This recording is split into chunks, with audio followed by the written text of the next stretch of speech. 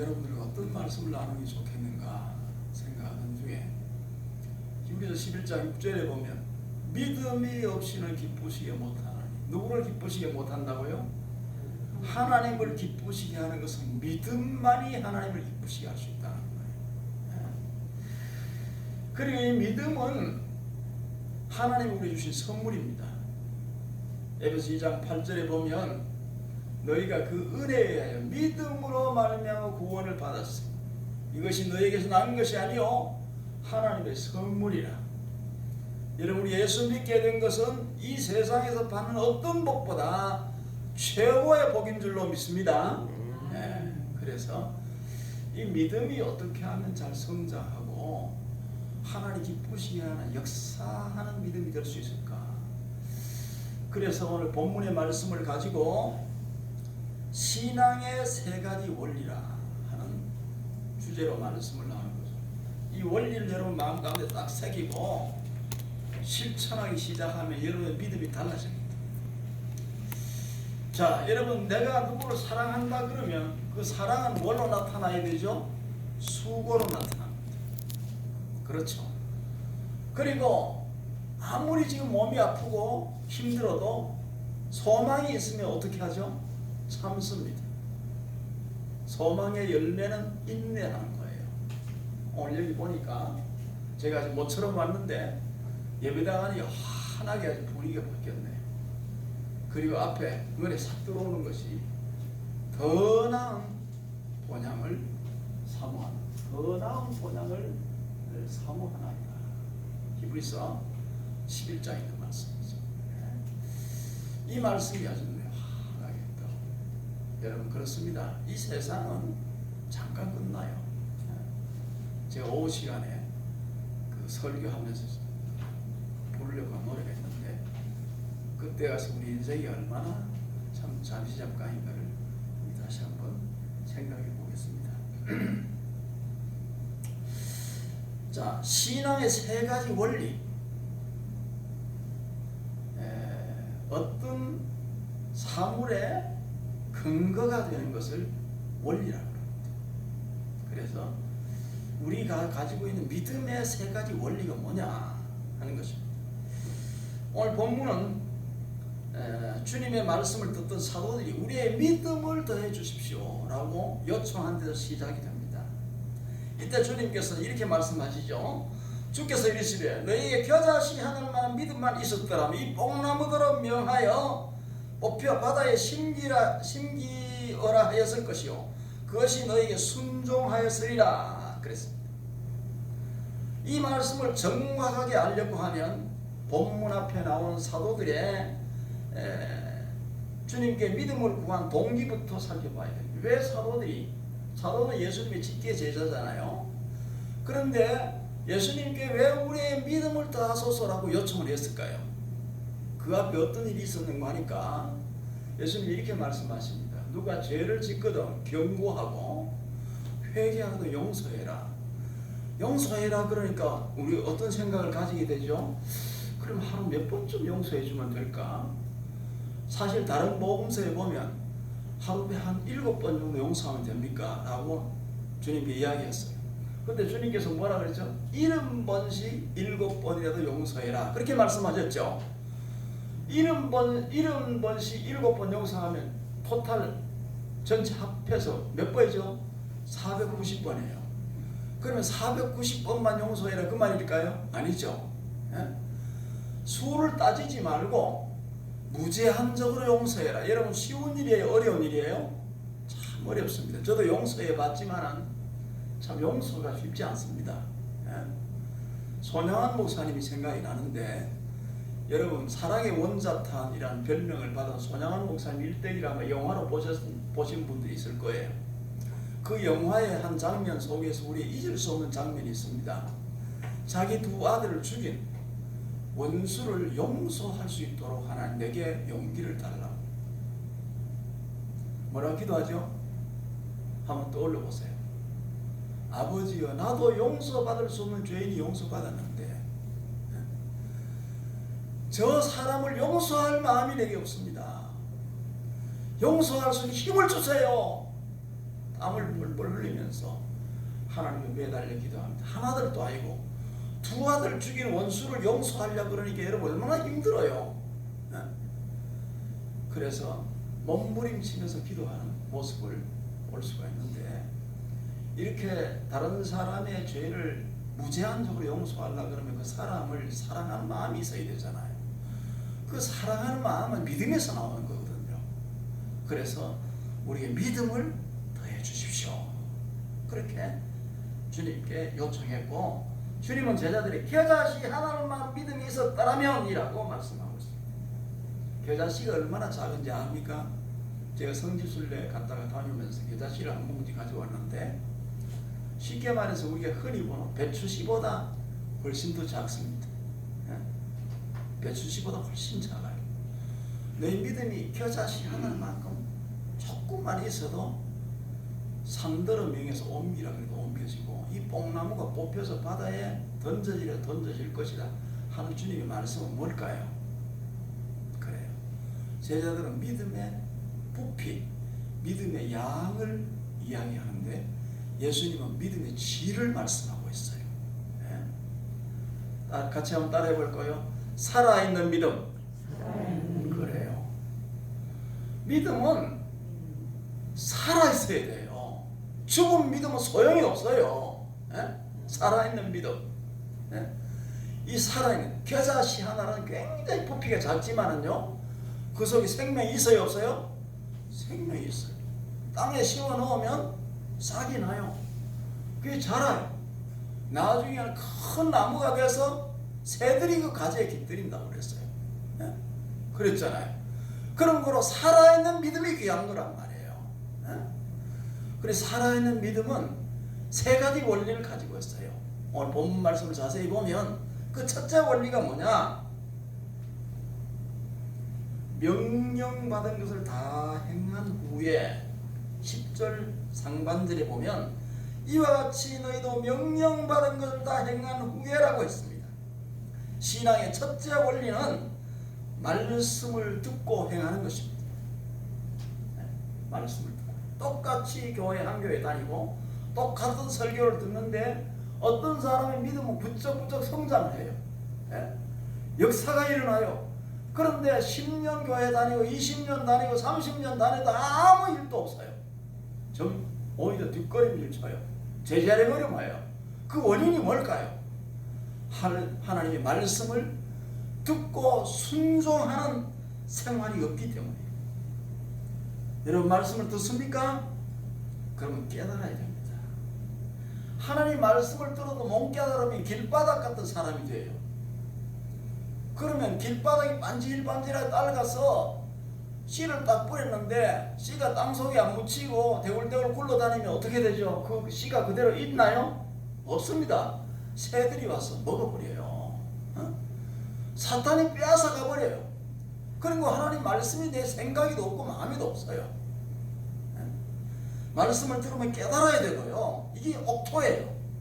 그 다음에 내가 이 말씀대로 실천해야지, 결단해야 돼요. 그 다음에 행동해야 돼요. 말씀대로 될 줄 알고 아멘하고 행동하는 성도는요, 믿음이 성장하게 되어 있어요. 하나님의 놀라운 능력을 경험하게 돼요. 그래 찬송가 203장에 보면 하나님의 말씀은 생명의 말씀이라, 2절이 뭔잖아요?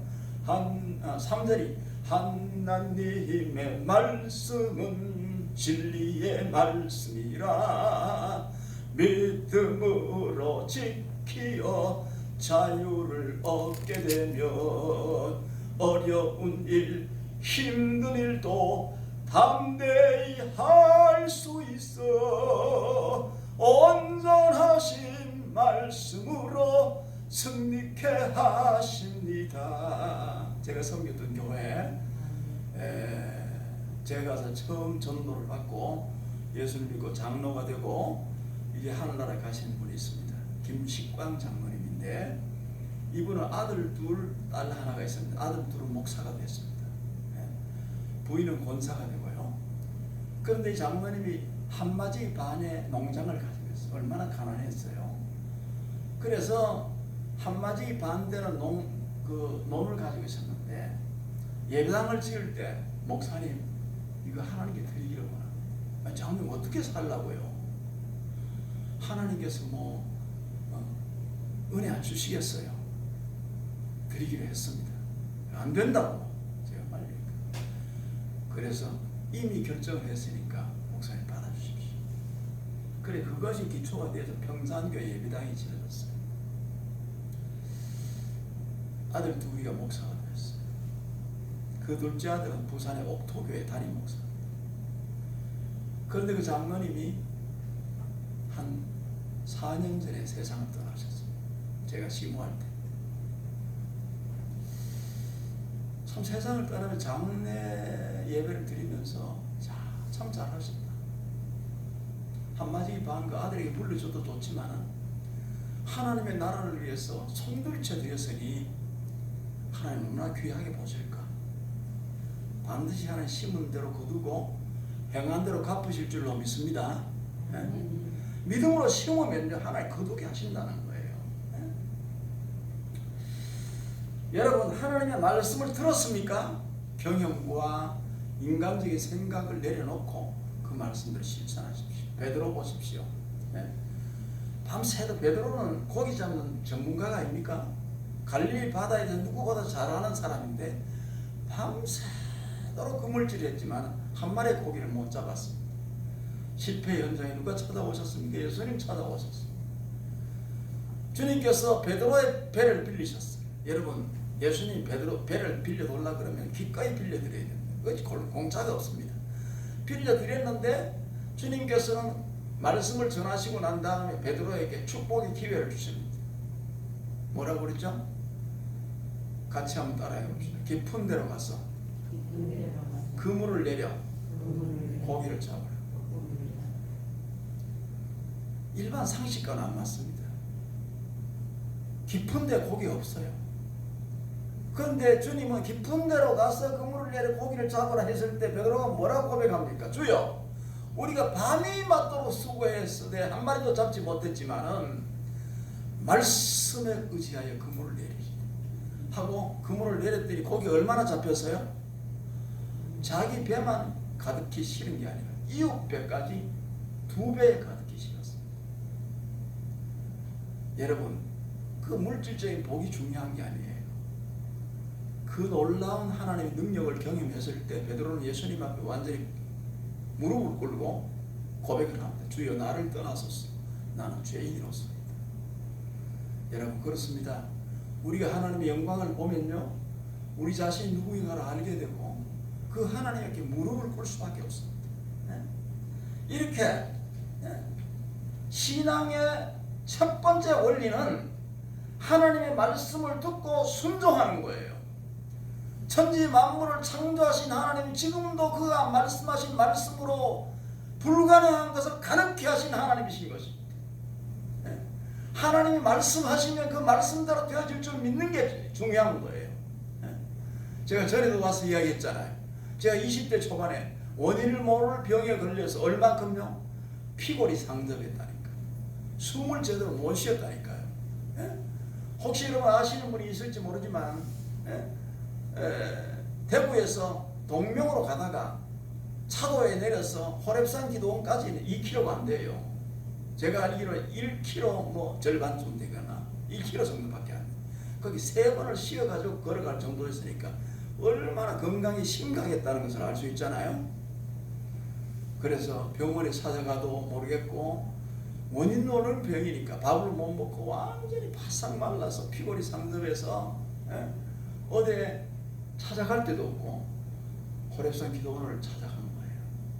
첫날 저녁에 그 호렙산 기도원 가보신 분은 알지만 강단이 이 아래 째고 있고 이 성도들이 앉는 좌석이 이 비탈이 비슷한 위쪽으로 이렇게 앉습니다.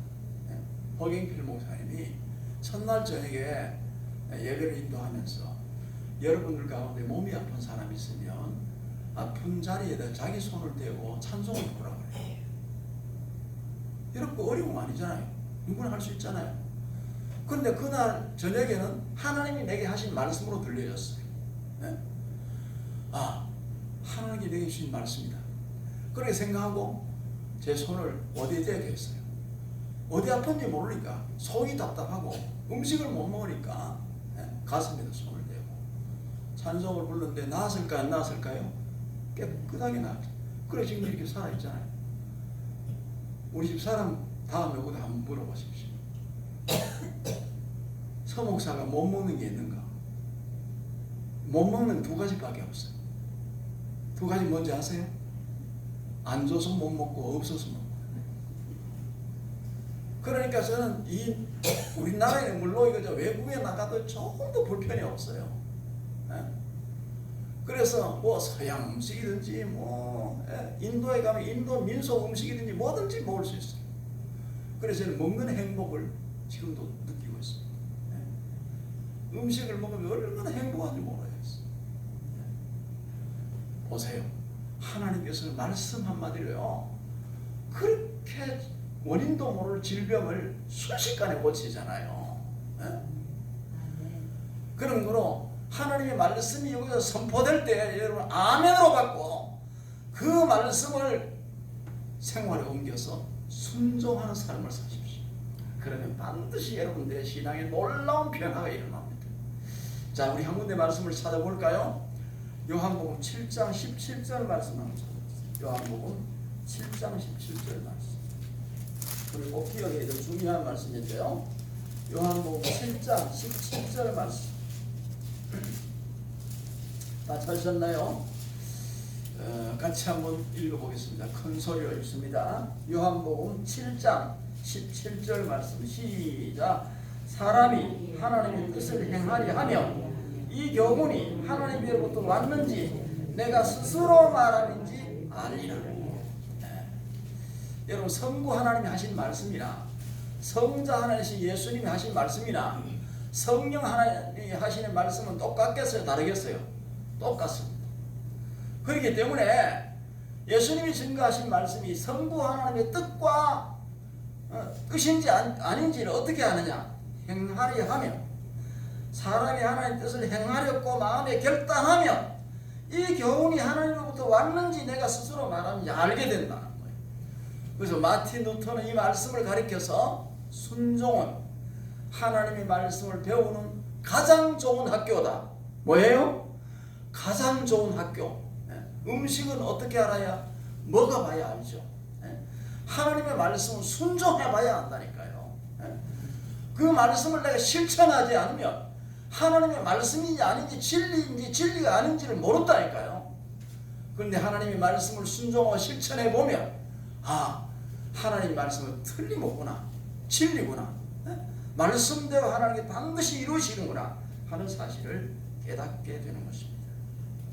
성도 여러분, 아무리 힘들고 어려운 말씀이라도 그 말씀이 하나님의 말씀인 것이 분명할 때 그대로 행동하고 실천해 보십시오.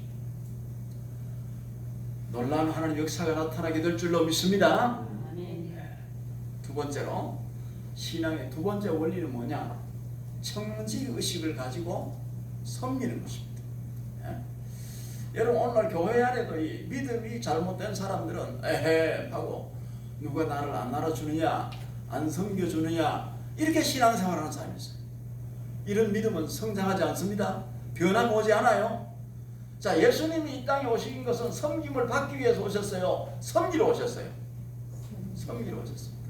주님이 친히 누가복음 19장에 이렇게 말씀하십니다. 인자가 온 것은 섬김을 받으려 함이 아니라 도리어 섬기려 하고, 어떻게 섬기려고요? 자기 목숨을 많은 사람의 대성물로 주기 위해서 이 땅에 오셨다고 말씀하고 있어요. 그렇다면 하나님께 내게 귀한 은사를 주셨어요. 그러면 그걸 가지고 뭐 하라고요? 섬기라고 주신 거예요. 하나님 섬기고 다른 사람을 섬기고 주의 교회를 섬기라고 주신 거라는 말이에요. 섬겨봐야 섬기는 게 얼마나 귀한 것인가를 우리 깨닫게 됩니다. 평상교에도 시골 지역에 있잖아요. 지금은 경산시가 좀 커져서 제가 처음 갈 때는 경상군, 암양면, 평산리 시골이에요. 시골 어디 중간한 동네예요. 그런데 하나님이 은혜를 주셔서 제가 부임하고 난 3년 만에 이 원성교회처럼 선교를 시작했어요.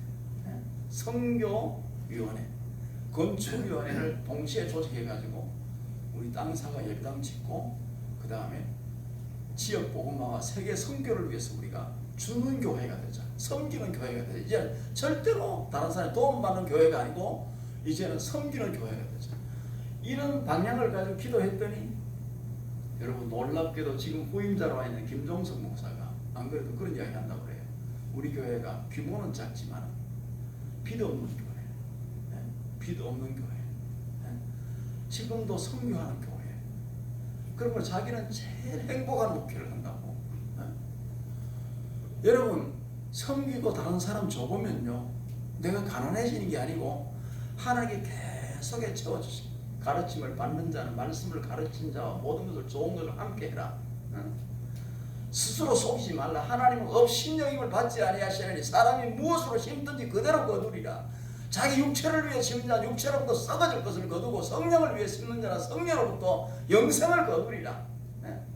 선을 행하다 낙심하지 말지니 포기하지 않으면 반드시 때가 되면 거둔다. 그렇게 성경은 말씀하고 있잖아요. 그렇기 때문에 이 섬김의 삶, 그래서 우리가 새로운 직장을 구하든지 또한 연초가 돼서 새로운 계획, 새해에 대해 새로운 계획을 세우든지 내가 어떻게 하면 더 행복하게 살 수 있을까, 더 좋은 것 먹고 좋은 집에 살면서 누릴 수 있을까, 이 생각 가지지 말고 어떻게 하나님을 잘 섬기고 다른 사람을 잘 섬기고 이 원성교회가 그야말로 은혜로운 교회, 사랑이 넘치는 교회로 만들어가는 일에 내가 역할을 해볼까, 이런 마음을 가지고 여러분 섬기고자 하는 마음을 가져보면요, 여러분의 삶이 달라집니다. 하나님께 섬기는데 부족한 것을 하게 하실 것 같아요. 넘치어 갔습니다. 사실 오늘 우리 집사람 같이 올 텐데 제 막내딸이 지금 그 파일럿이잖아요. 사위도 파일럿이, 둘 다 파일럿인데 이번에 모처럼 코로나 때문에 못 오다가 한 2년 지나서 한 휴가 받아서 한 2주간 와서 지금 우리 집에 같이 있어요. 있는데 그렇지 않아도 뭐 이 비행기 운전만 하는 것도 사실은 힘들잖아요. 그런데 땅을 사가지고 농장을 만들고, 농장이 또 한 15,000평 있는데 베트남 국경지역에 또 농장을 만들어서 바닐라라고, 저는 바닐라가 바나나인 줄 알았어요. 바닐라가 바나나가 아니래요. 그래서 농장을 뭐 이렇게 휴대폰에 찍어가지고 보여주더라고요. 오늘 아침 제가 그 가정을 기도하면서 하다가 카네기가 한 이야기가 떠올랐어요. 여러분 미국의 철광왕 카네기가 유명한 말을 했어요. 인생의 3분의 1은, 잘 들어보세요, 인생의 3분의 1은 배우는데 시간을 사용하고 3분의 1은 돈 버는 데 사용하고 3분의 1은 의미 있고 뜻깊은 일에 시간을 사용해라. 멋있잖아요. 그래서 열심히 돈 벌어서 참으로 보람된 일을 하라는 거잖아요. 보람된 일. 그래서 제가 그 이야기 좀 해줘야지. 무조건 돈만 많이 버는 게 중요한 게 아니고, 돈 벌었으면 내가 어떻게 살아야 될 것인가, 뭘 해야 될 것인가 생각하면서 섬기는 일을 멋있게 하다가 우리가 하나님 나라에 가야 되지 않겠나.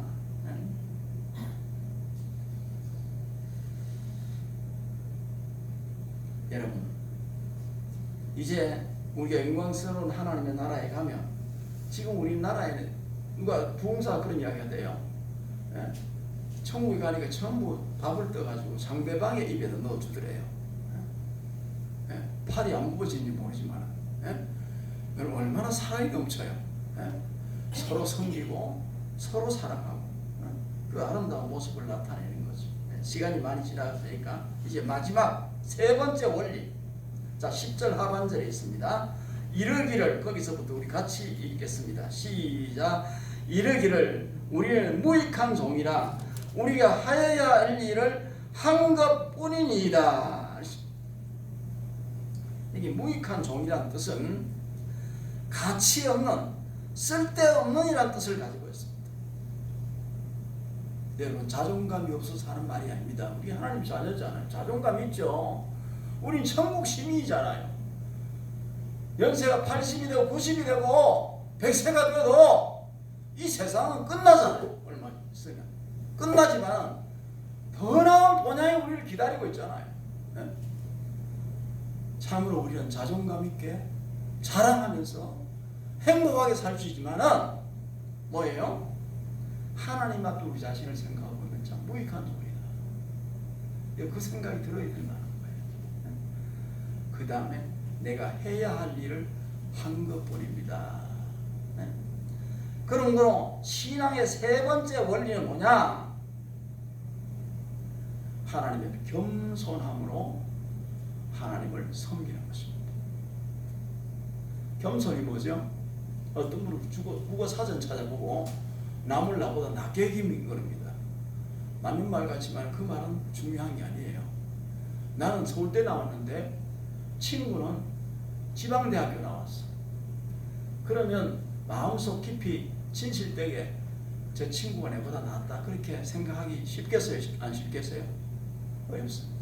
겉으로는 저 사람이 나보다 낫다 이래도 해도 그 형식이고 진짜 마음으로 그렇게 말할 수 없잖아요.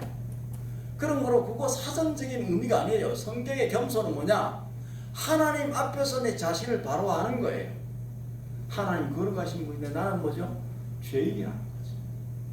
하나님은 세상 만물을 창조하신 전능하신 분인데 나는 심히 연약하고 보잘것없는 유약한 인간이라는 거죠. 하나님 앞에 내 자신을 보면요 겸손해지지 않을 수가 없어요. 네? 그래서 항상 뭐예요? 네? 나는 무익한 자입니다. 그래서 제가 이 말씀을 묵상하면서 어디에 있는 말씀이 떠올랐느냐 하면 마태복음 20장에 보면 포도원 품꾼의 비유가 나옵니다. 포도원 품꾼의 비유. 아무리 양장님 잘 아실 거예요. 포도원이 있습니다. 예? 그래서 포도원에 들어와 일할 수 있는 일꾼들을 이제 불러야 되잖아요. 아침 일찍이 나갔어요. 보통 이스라엘에 해 뜨는 시간에 아침 일찍이니까 오전 6시에 첫 번째 일꾼이 이제 일하러 들어온 거예요. 그 다음에 몇 시에 나가느냐? 3시에 나갔어요. 우리나라하고 시간이 6시간 차이잖아요.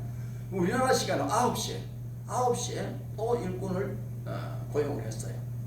그 다음에 6시에 또 나갔어요. 6시는 우리나라 시간 12시예요. 그 다음에 9시에 나갔어요. 9시. 오후 3시죠.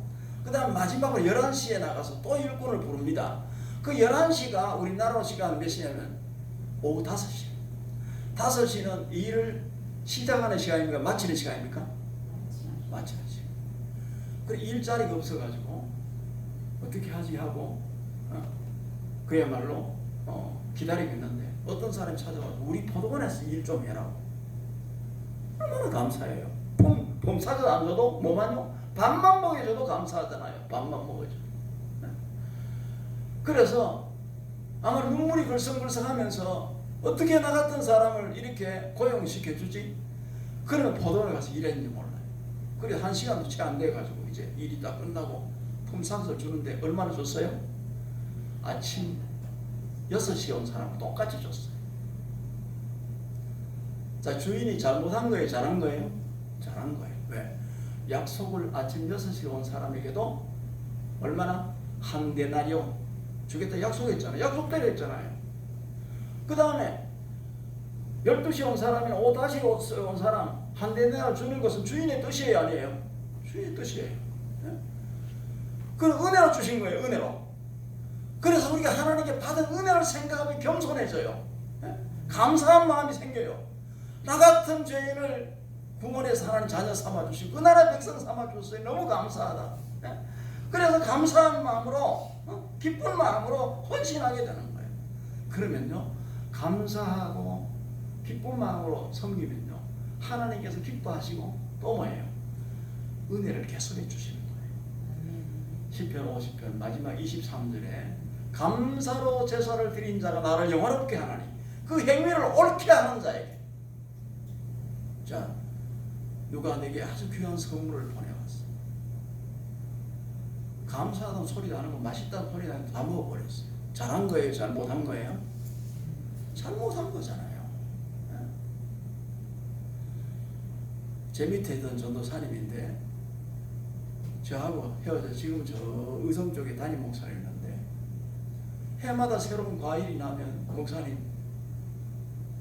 이번에 자두를 한 상자 보냅니다. 계속해서 잊지 않아요. 저는 그 친구를 잊을 수가 없어요.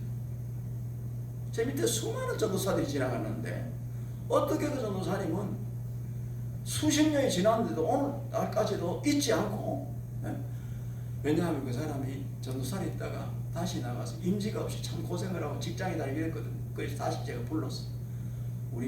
내 밑에 오라고. 그래서 부목으로 좀 있다가 다른 게 소개해가지고 지금은 담임 목사님으로 저 경중노회, 경신노회입니다. 그쪽에 가서 지금 일을 하고 있는데, 이렇게 사람도요, 감사하는 사람은 잊을 수가 없습니다. 고맙잖아요. 그런데 하나님의 은혜, 말할 수 없는 하나님의 은혜를 받고도 감사할 줄 모르면 하나님이 얼마나 섭섭하시겠어요. 그래서 성경에 꼭 기억해야 될 말씀이 있습니다. 베드로전서 5장 5절에 6절, 안 찾아봐도 여러분 잘 아는 말씀입니다. 하나님 교만한 자를 뭐해요? 대적하시면. 하나님 대적하면 되는 일이 없습니다. 겸손한 자에게 뭘 주세요? 은혜를 주시는도다. 그래서 은혜 위에 은혜를 계속 받으려면 겸손해야 돼요. 겸손해. 곡식이 익으면, 특별히 나락 같은 거 익으면 다 고개를 숙이잖아요. 이렇게 하나님께 겸손하게, 하나님 감사해요.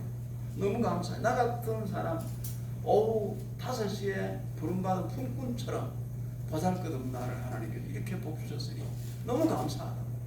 그러면서 하나님께 몸 바치고 시간 바치고 물질 바쳐서 헌신하면서 이렇게 하나님 앞에 살아가면 하나님은 이런 겸손한 사람에 계속 은혜를 주십니다. 물이 낮은 곳에 흐르듯이 하나님의 은혜는 겸손한 자에게 부어지는 줄로 믿습니다. 그렇게 하나님의 은혜를 주시니까 안 될 수가 없는 거예요. 말씀을 맺습니다. 우리의 믿음을 더하소서라는 제자들의 요구에 대해서 주님은 신앙의 3가지 원리를 말씀해 주셨습니다. 믿음이 더해지려면 어떻게 해야 된다고요? 첫째는 명하신 대로 실천해야 된다는 거예요. 하나님 말씀을 듣고 깨달아서 결단하고 실천하지 않으면 믿음이 성장할 수가 없어요. 두 번째는 청지기 의식 가지고 뭐예요? 섬기는 삶을 살아야 돼요. 청지기는 주인이에요, 종이에요? 종이죠. 주인의 뜻을 잘 헤아려서 그 뜻을 따라서 섬기는 자가 청지기예요. 우리는 자녀들도 청지기로 하나님께 내게 맡겨주신 하나님의 선물인 줄 알아야 돼요. 이러면 우리 자녀들을 하나님 기뻐하시는 사람으로 키울 수 있잖아요. 그래서 내가 가지고 있는 부동산, 모든 동산도 하나님께 내게 맡겨주신 것으로 알아야 돼요. 그 맡아 있는 동안 잘 관리 못하면 주인에게 책망받아요. 맡아 있는 동안 그걸 주인의 뜻에 합당하게 잘 관리를 하면 지혜 있는 청지기로 하나님께 칭찬받게 되고 복을 받게 되는. 마지막으로 신앙의 3번째 원리가 뭐예요? 나는 해야 할 것을 한 것뿐입니다. 저는 무익한 종입니다. 이런 겸손한 마음으로 우리가 하나님을 섬기고 신앙생활할 때 우리의 믿음은 성장하게 되고 역사하는 믿음이 될 줄로 믿습니다. 이런 복음서인지 내가 누려왔던 모든 것들이, 내가 지나왔던 모든 시간이, 내가 걸어왔던 모든 순간이 당연한 것 아니라 은혜였소. 아침 해가 뜨고 저녁에 노을, 봄의 꽃향기와 가을의 열매, 변하는 계절의 모든 순간이 당연한 것 아니라 은혜였소. 모든 것이 은혜,